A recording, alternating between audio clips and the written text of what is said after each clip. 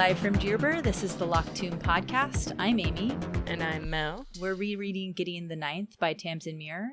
Today we'll be covering the appendix of Gideon. And in this bit, we are going to learn a lot more about the houses than we ever do in the books. So that's very interesting and fun to read. And there will be no bone joke today. In fact, today's episode will have no humor whatsoever. That's correct. Mel, you can't laugh. Sorry, Hypocrite. I mean, no humor. We're going to start with the Appendices of Gideon the Ninth, which has 3 parts. So the first of those parts is a sermon on Cavaliers and Necromancers. It's funny to me because it is, in fact, written like a sermon.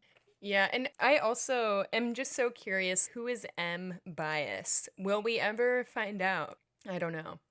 Is this some like weird academic sort of joke that only like academics would get? I was trying to figure out what house wrote this. What house was M bias part of? Because there's like a lot of shade thrown at the 6th house. Oh my gosh, in this. So this person's definitely not of the 6th. We obviously know they're not of the 9th. True. But yeah, maybe we can do some deductive reasoning by the time we get to the end of this to figure out what house this is. And I will say that, oh yeah, and not the 5th either, because there's some shitting on the 5th that happens as well. Maybe it's the 8th. It might be. It might be the 8th. In any case, it's actually like a pretty funny read. And Amy and I both prepped reading Dr. Sex and the Appendices of Gideon at the same time. And it's actually quite fun to read this after having read Dr. Sex, too, because you get the 6th house jokes like in this writing even more than you would had you not read Dr. Sex. So it's just like a really cute weaving of all of these stories. And hats off once again to Tamsin Muir for just creating such a cohesive, logical universe. I know. There aren't a lot of holes to poke in the universe. No. I think there are probably some, but it's so mysterious that there could always be an explanation. Yeah. I would say the biggest thing that I noticed in reading this, well, 2 things. First of all, it made me think about how there could have been a world where necromancers were seen as better than non-necromancers. That could have happened so easily. But it's true that they don't really seem to have a higher status, really, than, just normal people. And I think that's an interesting part of this universe. But I guess it is true that the necromancers rely on non-necromancers to do the beginning stages of turning a planet into a Thanergy planet. And I also think that because necromancers are, as it says in here, afflicted, they're physically much weaker. Mm-hmm. Whenever you're creating kind of a magical universe, there has to be some sort of balance and some canceling out of wizardry, right? Or any sort of, supernatural power. Because if you had a universe where those with supernatural powers were invincible, it would make for a pretty boring read. I felt that this was a good reminder that necromancy isn't possible without death. Mm-hmm. And you kind of see the metaphor here for necromancy in, say, like imperialism or capitalism, where in order for capitalism to exist and thrive, there has to be oppressed classes or castes of people. And similarly, in necromancy, you actually can't do it unless there is this death energy. And so you have to have a cavalier who is murdering people or planets in order for necromancy to exist. And that's kind of the theme throughout these books and becomes even more apparent in Harrow. But you really start to see that here in this sermon. And I think to what you're saying about how this person frames both having the aptitude as being an affliction and a gift, and similarly those without the aptitude having been both spared from it but also not getting to have it, as kind of 2 sides of the same coin. Right. And I think they even write explicitly in here that some people have misinterpreted this relationship to be the necromancer having power over the cavalier, when in fact it is supposed to be symbiotic. Mm-hmm. Right. It's also interesting because we know that the relationship between Necromancer and Cavalier is based on the original lictors. And that one flesh, one end, I think actually means that they'll literally become one. But obviously that this is just mythology to the Nine Houses at this point, and they've created this whole culture around one flesh, one end, because they don't have the context. They don't actually know what it means. Right. They've turned it into metaphor, which happens in, our universe too. Mm-hmm. We totally forget about the origins of things and think of things as metaphor when really there was a very visceral and real reason for why this, metaphor or kind of saying even exists. I feel like I learn constantly that I shouldn't be saying certain phrases because I end up finding out their origin and I'm like, oh shit. Yeah, I know. Ever say that again. Didn't know that's what that meant. And I think similarly here, the fun part about reading this is that we actually know more. Actually, maybe at this point when you first read it, you don't know more than the writer here. The writer is actually giving you more information than you have. But once you read Harrow, you know more than the writer in this bit, which is fun because you can kind of laugh at the interpretation and appreciate how things obviously get taken out of context over 10,000 years. Right. I also thought it was really interesting that they mentioned, I believe it was in this bit, that necromancers have a thanergetic nervous system. We don't hear a lot about the actual biology or chemistry behind necromantic magic in this universe, but that implies that it actually kind of lives in their nervous system. And I like magic systems like this that are like, fleshed out, but they're not. Fleshed out. Nice. I meant to say that. I've read a lot of books. Like, for example, I don't know if you've ever read anything by Brandon Sanderson.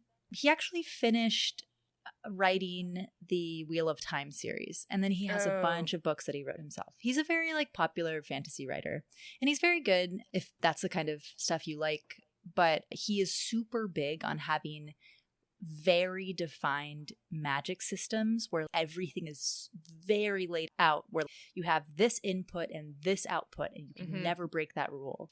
I've listened to him talk before, and his argument is that unless you have this very direct cause and effect, you can't realistically use magic to get yourself out of tricky situations. It just reads as wrong or cheating.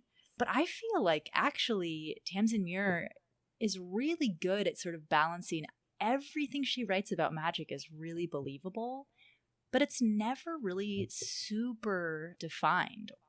I know that she said once that she wanted her magic system to be, that she wanted necromancers to be more wizard class if you play D&D, where they have to study and learn spells, as opposed to a sorcerer that kind of just innately has this magic that just manifests out of nowhere. But still, it's very mysterious. It still seems to us as readers to kind of manifest out of nowhere. Yeah, it reminds me actually more of N.K. Jemison's magic system in the Broken Earth trilogy. And in Broken Earth trilogy, it's even looser because I don't want to spoil Broken Earth trilogy for people if they haven't read it, because it's one of my favorite trilogies It's ever. So good. But similarly, there is study and logic in that magic system, and there's a lot that is learned through lived experience. And I think in Tamsin Muir does something similarly here. I appreciate being able to connect the dots into how this works, and also to keep getting fed little tidbits that make me trust that Tamsin Muir has thought through how this system functions. And so again, it makes for the reading just to be, like you said, way more believable. Definitely. There's something in here that Bias writes that talks about how having an intimate knowledge of another person's thanergy is really important to the necromancer. And similarly, the swordswoman, I love the pronouns being used in this. It's assumed woman. I love it.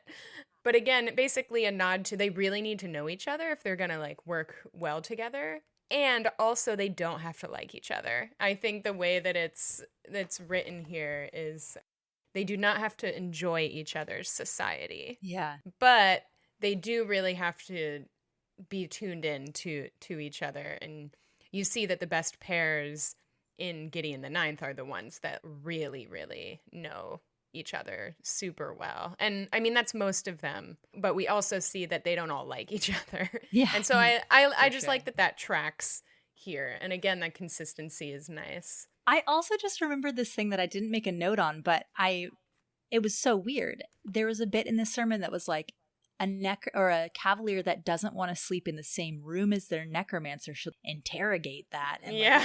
And I was like, what the actual work? And then I thought of Gideon and I was like, well, I guess that checks out. But also it's weird. It does seem like a very uncomfortable relationship. But the sermon is basically trying to make it out less to be weird. Not weird, yeah. It is still weird, though. And then again, this person goes on to just shit on the different houses for their various taboos in this. There's a lot of shade thrown at the fifth for having their spouses become cavaliers. And apparently, you know, it's discouraged that that there be a love relationship between the cavalier and the necromancer that is parent-child or sibling and that sort of thing. And there's also then shade thrown at the sixth house, which is, again, really funny, especially after reading Dr. Sex. But there's a whole thing around what marriages are acceptable, and it's kind of like this swinger type thing where it's like, well, you can swap. If you have one pair and another pair, then, you know, sometimes it works out that the necromancer and the other necromancer's cavalier get together and they do like a little crisscross thing. Yeah. And it kind of describes all of these things. And at what point, you know, does that work best if these pairs are from different houses or within the same house? And it's just hilarious.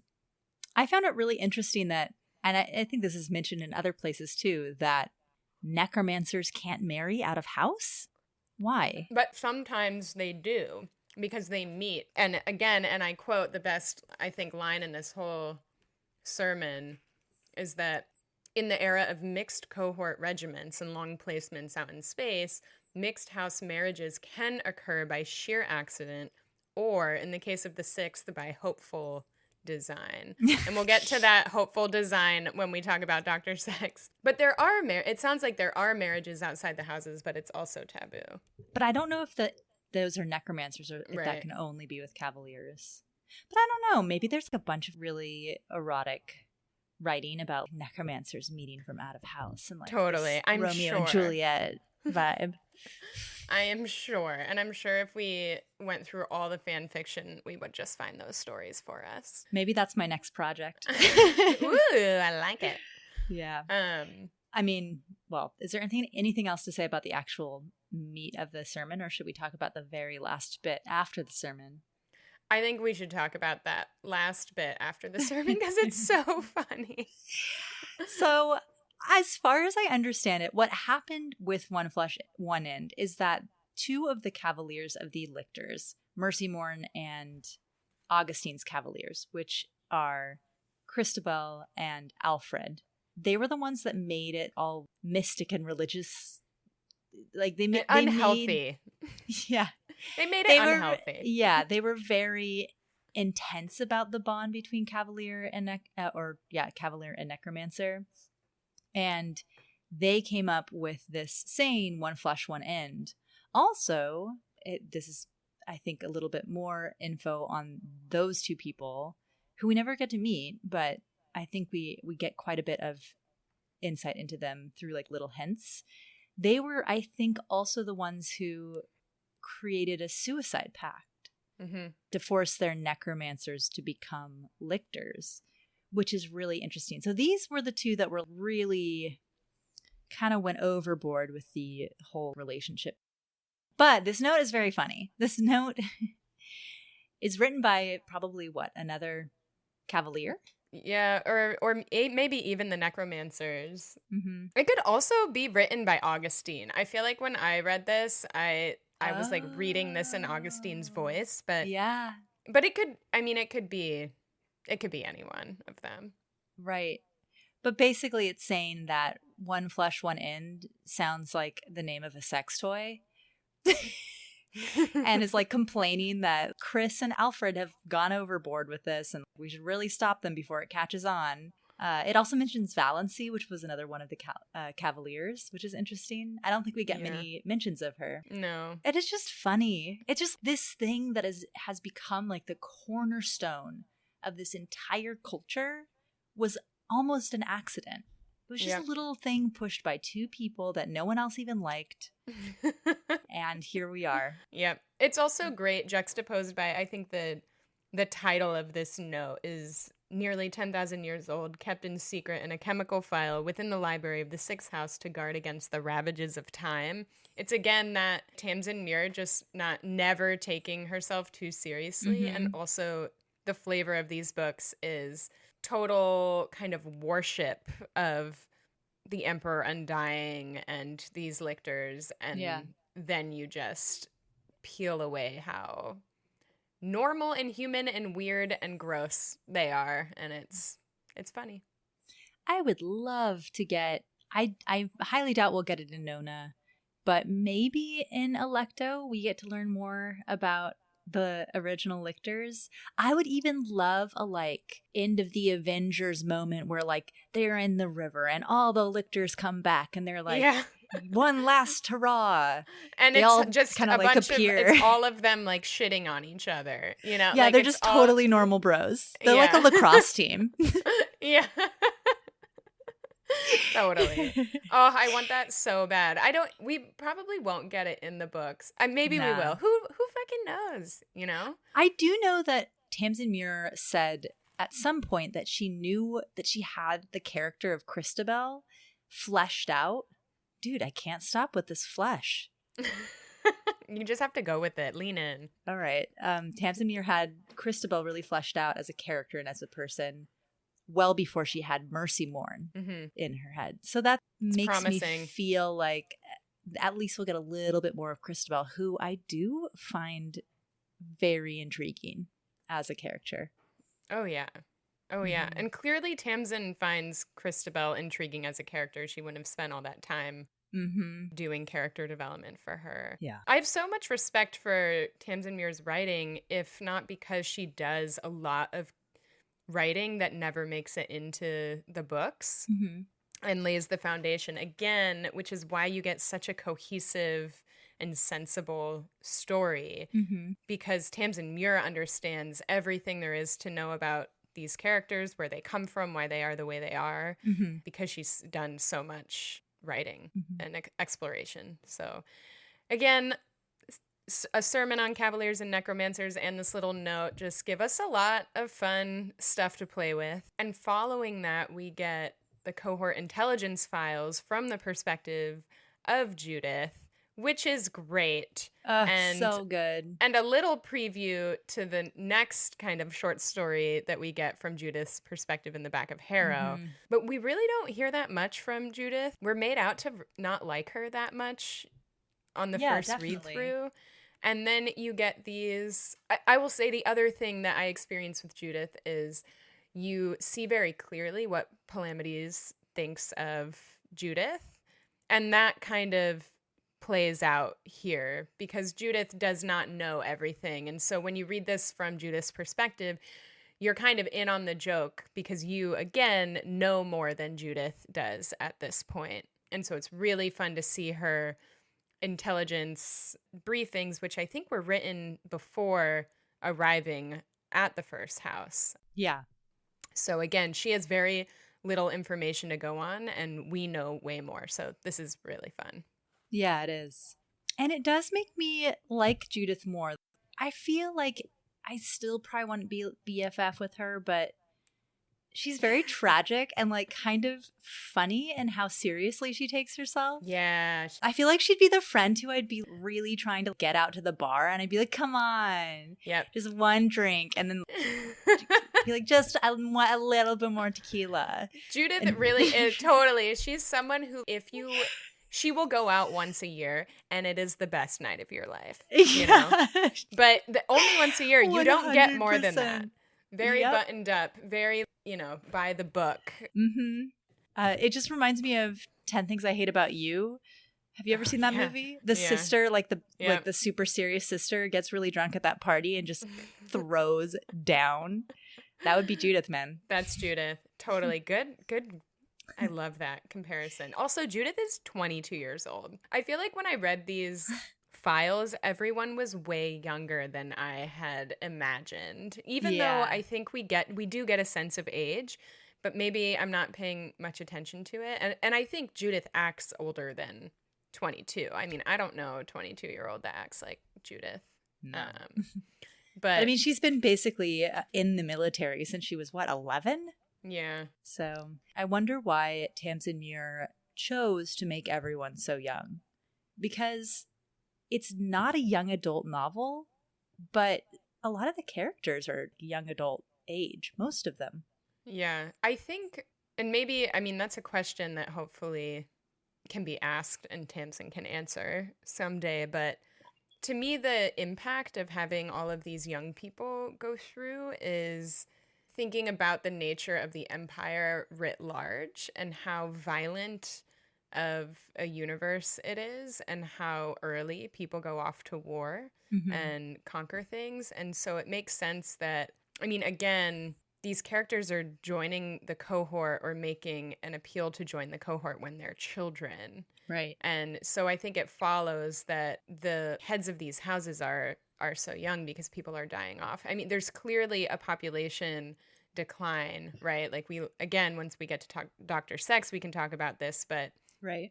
Population is an issue for these houses for one reason or another. I'm not actually sure if we know the full story of why. But with that, maybe comes shorter life expectancy, and which is ironic in the face of a 10,000-year-old kind of empire. Yeah. But if you had people who were too old, they might learn things they're not supposed to be learning. Memories get extended and knowledge gets uncovered, and maybe things would be uncovered that would turn them against the empire. Who knows? Who knows? But I appreciate the youthfulness in these books, even though everyone acts way older than their age. Yeah, I think they have to. So you want to just go person by person and just mention things that we noticed? Yeah. I think for me in reading Judith and Marta, the thing that stood out to me was that Dias is 5 years older than Judith, and I think they met or became Cavalier Necromancer when Dias was 20 and Judith was 15, which is a huge life age difference. Yeah. Yeah, I think there's a little bit more on that in the end of Harrow short story. But it is really interesting, and it is extra interesting that Judith came on to Marta at one point. But, and also, Judith is the most tragic. She's so buttoned up, but she wants all these girls and she can't get them. It's what repression will do. I know. Just make you real grumpy. I love that Judith says about herself that she has no family or marital responsibilities to distract her. And I'm like, yo, Corona Beth is right there. You're so distracted. Are you kidding me? Denial. Yeah. I also liked Judith says that Marta Dias trained in a variety of weapons, modern and archaic. And we know that guns are considered sort of an archaic weapon. And I always wondered how she knew how to use the gun in Harrow, Wake's gun. So I think this explains it. She's trained with guns, even though it's not traditionally used by anyone in the Ninth House or in the Nine Houses. It's also, these files are funny because it's so biased. Judith is basically like, we're the best of ever. I think. Oh, yeah. I think I'm pretty sure that Marta's the best. Mm-hmm. She clearly has a lot of admiration for Marta, but just basically shits on everyone else, and it's great. I know. Even the people that I think that she respects, like Abigail.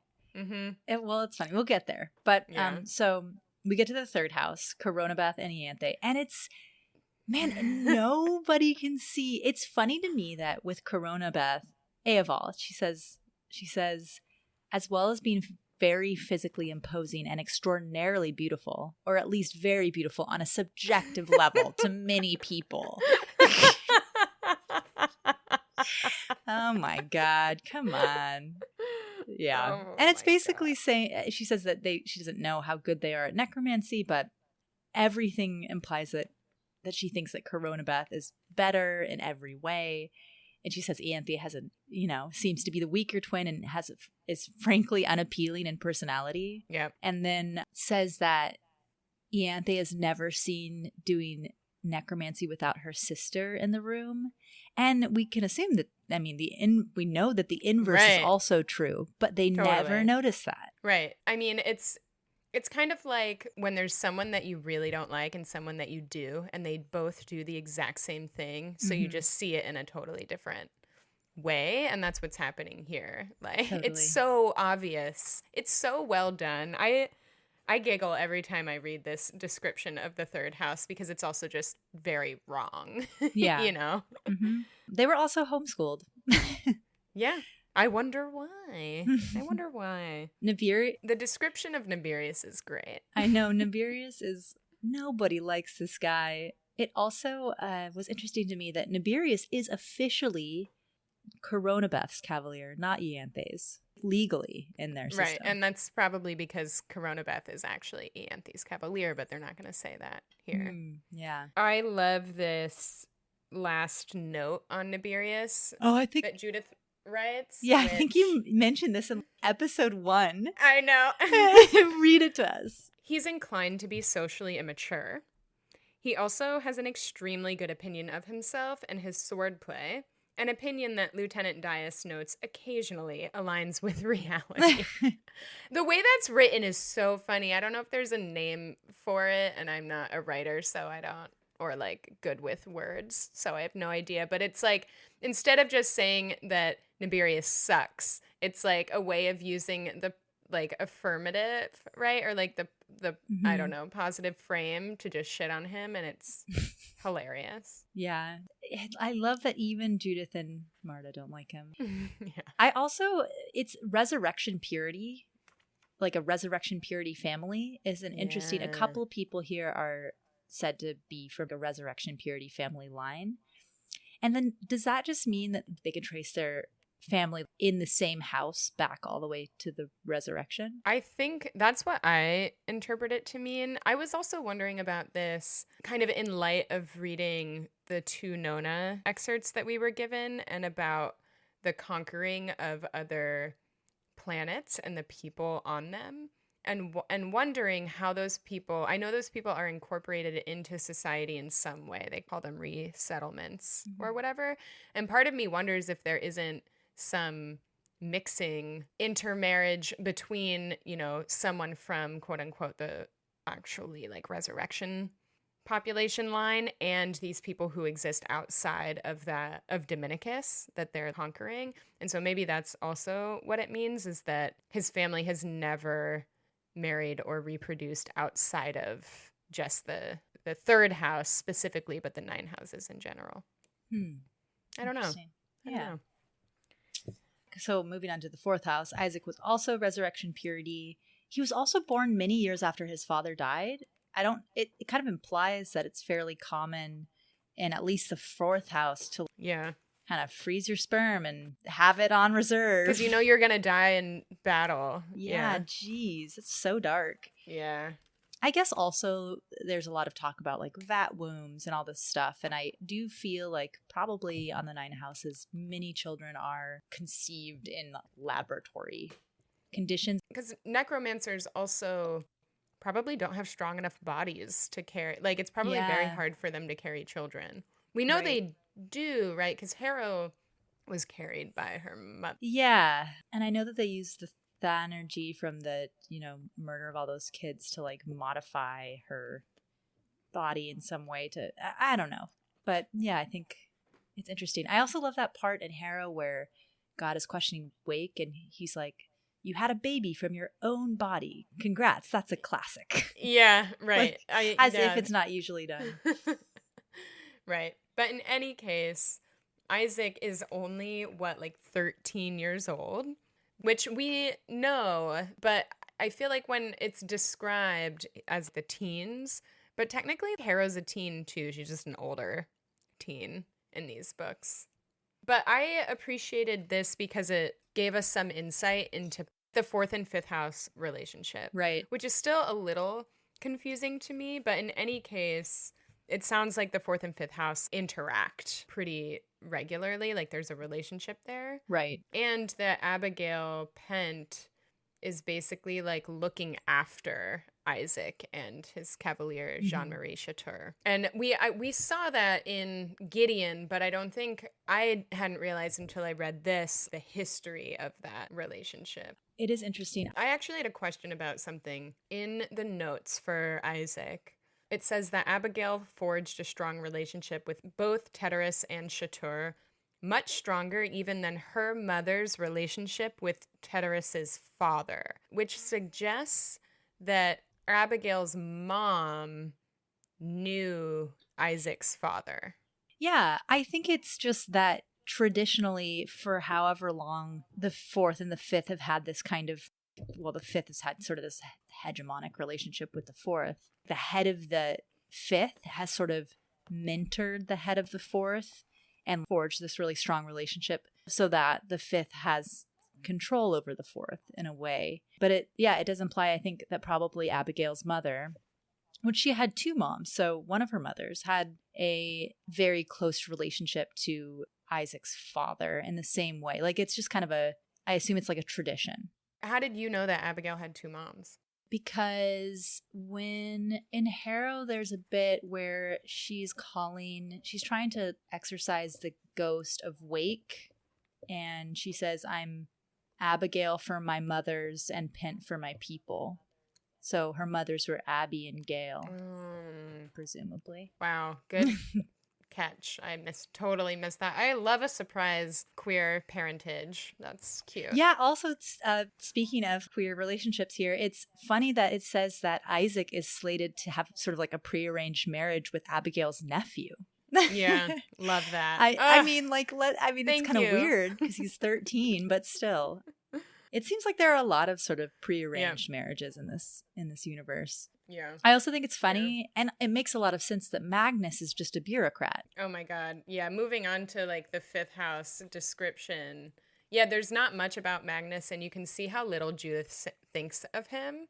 And kind of the second house poo-pooing the fifth house's tendency to have a spouse become the necromancer's cavalier. And just that's all Magnus is, and also not a big deal because they can't have kids anyway. And so the head of house is going to get passed down to Abigail's nephews. Right. And so that was fun. I loved the description of Abigail. Also, at the old age of 37, and Magnus at 38, which feels very old in this collection of people. Yeah. Even though it's not. Just from a fellow person in their 30s. 37 is not old. I know. I mean, that's, 5 years away from me? Yeah. Brutal. Yep. But Judith makes note of how kind of successful Abigail is as a historian. And that she has a lot of cultural capital. Yeah. Speaks really highly of her, and also says something interesting in her notes that if Pent became a lictor, it might be problematic. And I feel like there is something in here where Judith says that Abigail has some anti-cohort sentiment.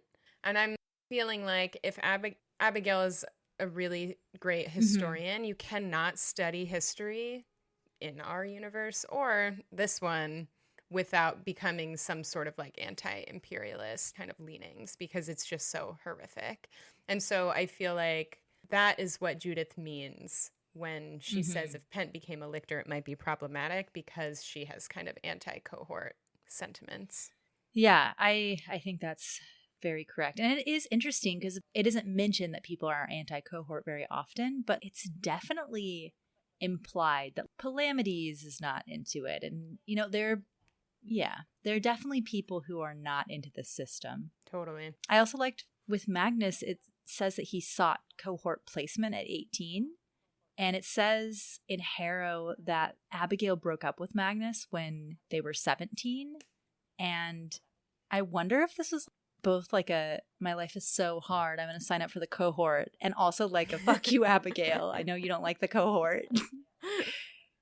Yeah, that was a really good catch. You can tell that you just recently read Harrow or are reading Harrow because you have these strong connections and really good memory about that. Mel, can you tell that I've read Harrow like 10 times? I think I'm on time 4 now, and Nice. it just gets better and better. It really gets better and better. Yeah. But anyway, moving on to the 6th, there's very little here. And we actually could probably put a pin in the 6th because we're going to be talking a lot about the 6th soon. But we do learn that what we already know, which is that Sextus is a genius and considered as such from his peers on the 6th house, which is a big deal because everyone in the 6th house is like a scholar and very smart and all of that. I loved the exclamation point in parentheses after his own people think he's smart. Yes. And then the description of Camilla is so good because it's so wrong. Like, it's clear that Judith doesn't know anything about Camilla and just assumes that Camilla has no sword skills because it's not really a thing that happens on the 6th, and she just could not be more wrong about that. Yeah, we learn a lot more about the 6th than Dr. Sex. The 8th is interesting because she doesn't know which of the Ash brothers ended up becoming the Cavalier. It's just the 8th is fucked. Yeah, that was the big takeaway from the 8th. And the 7th house was fun to read also post Dr. Sex because... right, yes. We do learn a little bit about Dulcinea and Protesilaus specifically in Dr. Sex. But we don't learn particularly like anything new here from Judith. Just that Dulcinea has the blood cancer. She's not really out in public. And that Protesilaus is like much older. Right. And kind of makes this dark comment around how, well, he was probably paired with her because she was going to die anyway. Right. And they didn't want to waste a younger person on Dulcinea, which is rude, Judith. I know. But probably true. Probably true, but rude. It is funny that because, I mean, Protesilaus obviously has such a reputation and no one noticed, or like no one really thinks to question, except for Harrow, that he's not remotely like his rep, as Naberius would say. Yeah. People see what they want to see. And we just, that's a motif throughout. And then on the 9th house, Judith is basically like, we know nothing. And then she's like, it could be dangerous to have the 9th necromancer become a lictor, and suggests that after the lictor trial ends, they should contact the prison. Again, the prison. It's mentioned again. Yeah, I keep forgetting about the prison. Yeah, they want to contact the prison outside the 9th house to get them to, do some reconnaissance. And I feel like this implies that the prison is not run by the 9th. It's just completely separate. It's probably run by the cohort. Yeah. And I bet what it is, it's a front for a guard for Electo to make sure no one screws around. Maybe. Because I don't know why else there would actually have to be a cohort presence there. Yeah, I would bet money that the prison comes up in Nona. I just have this feeling. Or at that least it's gonna come Electo. up. Yeah. Yeah. I do wonder, I don't know where I read this, but Tamsin Muir said that there was going to be, I think this was like a Reddit AMA where someone asked if there was going to be a heist in Electo, and Tamsin Muir was like, how did you read my mind? Oh, yeah. I remember reading that. And I wonder if it's going to be a heist on the 9th house to go and get Electo. We shall see. Mwahaha. Want to move on to the naming systems? Yeah, these were mainly just fun. I know, they were funny to read. I didn't really have much to say about anything except that I've been pronouncing Nonagesimus wrong. Oh my god. It's Nonagesimus. Yeah, but Moira Quirk pronounces it Nonagesimus. Yeah, I know. We just pronounce it. Just a little disclaimer. Every name that we pronounce is based entirely off of the audiobook. So yes, there we go. I liked that crux rhymed with sex, and the note in there was crux as in cross, which is funny in multiple ways, Tamsin says. And the multiple ways for me is like cross, like angry. Yeah. What are the other ways that is funny? Well, I assume cross, like Jesus' cross, but I don't really know why. I don't know. Send us your thoughts. Yeah. But if anything, what's fun about reading these is just, again, how intentional these names are. And again, contributing to the cohesiveness of the universe and also just the flavor of these books, which is hilarious. Oh my gosh. Also, one other funny thing is that the original names for Corona and Ianthe were Canabeth and Abella. Yeah. And I love, she's like, it's a feat of naming so unsubtle that I might as well have just named them Good Twin and Bad Twin. Right. It's like too obvious. Yeah. I'm glad she changed them. Yeah. We have officially wrapped up Gideon the Ninth, the full book, the full book. Paperback. Yeah, even the little bits. Even the little bits. And I have to say, second best book I've ever read. Man, I am so glad you like these books. I like them so much. I'm following through on recording a podcast with you. I mean, it's a lot of work. It's a huge milestone. If you all probably don't, I mean, you don't know us, but we're both people that love little projects. Mm-hmm. Amy does more follow through than I do, but in general, I don't know about that. For me, it fades. I get really hardcore about something, spend way too much money on a hobby, get all the materials, and then get bored in about 3 months. So it's a real feat that we are here and have made it to the end of Gideon. I do remember that time where I was helping you move out of your apartment into a new place, and you had like that whole brewery kit, and I was like, Mel, have you ever touched this? That was loaned to me by a friend of a friend. I never used it, and then I put it in a storage facility because I didn't want to get rid of it, and it sat there, and I paid for the storage facility for a full year. Jeez, never brewed beer. Never did it. Man, well, you do have this podcast now. I have something I've accomplished. That feels nice. Yeah. And it wasn't too expensive. No, but I did learn that it does cost money to do a podcast. But hey, worth every penny. Every penny. Especially the emails that we get from you all, when you write in. Oh, yeah. Should we do that one now? Let's cover that. We did get an email that was a response to episode 8, where we were covering the end of the main part of Gideon the Ninth. And it was a response to me saying that I really wanted to have that fight scene animated. I mean, the whole thing animated, but specifically that last fight scene animated. Yeah. And Jen wrote in and told us about a YouTube video where an artist did do an animation of the beginning of this fight, and I watched it, and it is so good. I will tweet it so that if you want to see this really, really, really, really good animation of the beginning of the fight. I love the bit where Harrow looks up and is like she just looks so feral. Yeah. It's really well done. The artist's name is Vanessa Kwan, and the video is titled Gideon the Ninth Animatic We Do Bones.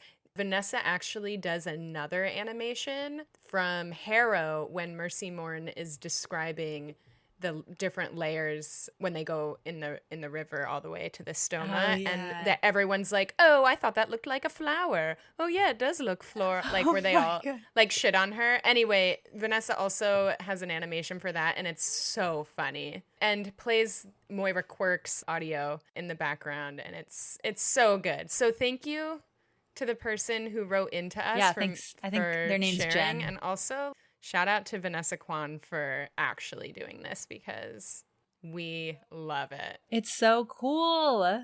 I'll tweet the link as well if you can't find it. But yeah, it was so cool to see that. So I think that we should wrap it up here for today. As I mentioned, we have a Twitter. It is at LockedToonPod.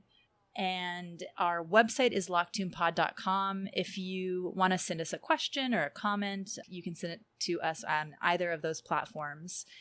We'd also love it if anyone wanted to rate or review us on your podcasting platform, because it helps us get more listeners, and that's cool.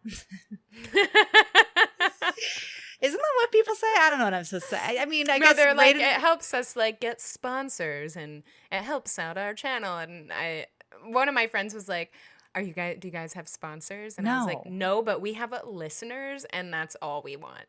Yeah, I want a single sponsor ever. What? I don't even know who would sponsor this. Maybe like gay underwear brands. Ooh, yeah. All right. Send us your gay underwear. We'll review it. All right. We release episodes, Tuesdays sometimes when we get to it.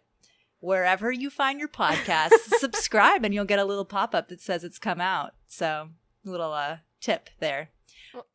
Thanks as always to Olivia K for our amazing theme music. I'm Amy. I'm Mel. And we'll see you next time here at the Locked Tomb Podcast.